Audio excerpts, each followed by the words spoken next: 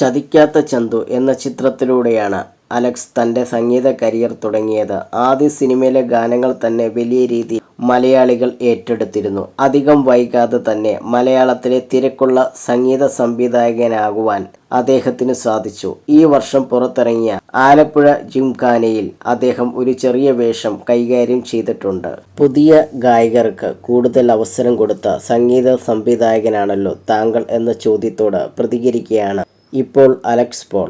ഒരു പദവിയിലെത്തിയാൽ മുകളിലേക്ക് കൈയെത്തിച്ചു പിടിക്കാനാണ് എല്ലാവർക്കും ഇഷ്ടം. അപ്പോഴേ കയറ്റമുണ്ടാകൂ. പക്ഷെ താഴെ നിൽക്കുന്നയാളെ കൈ പിടിച്ചു കൂടെ നിർത്താനാണ് എനിക്കിഷ്ടം. ഗാനഭൂഷണം പാസ്സായെങ്കിലും ഒരു പാട്ട് പോലും ഞാൻ പാടാൻ ശ്രമിച്ചില്ല, അലക്സ് പോൾ പറഞ്ഞു.